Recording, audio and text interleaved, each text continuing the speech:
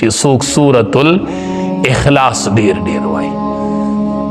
نبی علیہ السلام ته صحابي وی غریب ما بس چې کور ته ننوځي جو بسم سلام ورچو بیا سورۃ الاخلاص تلاوت کوه. وی صحیح نه سورځ پس راغی وی الله حبیب دومره مالدار شوم چې الله را سره گاونډیان مالدار کړل. دی کې الله الصمد دی کنه الله د ټولی دنیا نه بے حاجت دی. الله مام دسی د مخلوق نه بے حاجت کی څنګه چې ته بے حاجت دی.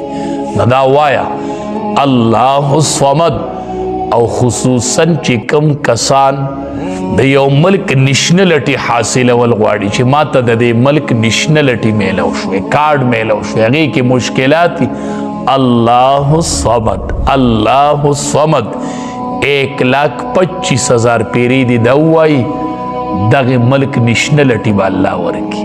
الله الصمد د صمد معنا دا د کنه دی وجره چې چا نوم عبد الصمد نو د صمد موای دا ډیره ګناه ده کنه.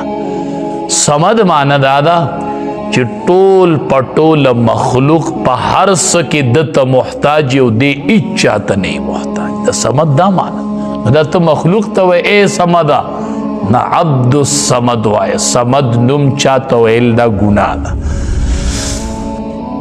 نو سبحانه دا الله ذات ډیر پاک دی. تاسو الله لونه ثابت وای و اذا بشر احدهم بالانثى.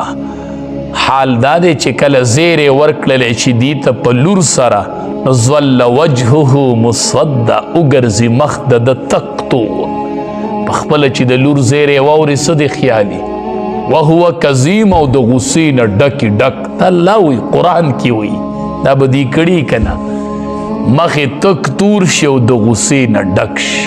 دا د مشرکینو یو بد خوی و بد نن دا په مسلمانانو کې پروت دی.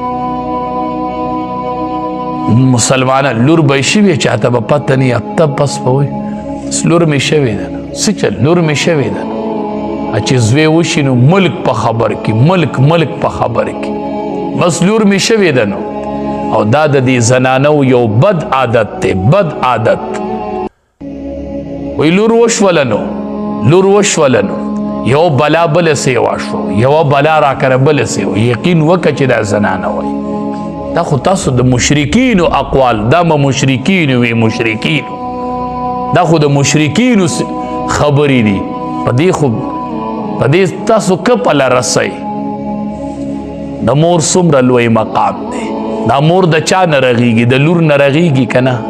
دا نن چې ستا مور دا لور وکه نه وه نن چې تا ته د مور سورې میلو دی دا د لور په شکل کې و. دا نن لور دا سبا به دا موري مور چې لور نه مور به د کم ځای نه راشي. دا ډېر بدخوی دی. الله چې په قرآن کې د اولاد ذکر کړی دی نو انسا الله مؤنث په مذکر مخ کې کړی. الله چې د اولاد ذکر کوي نو د لور ذکر یې اول کړی دی.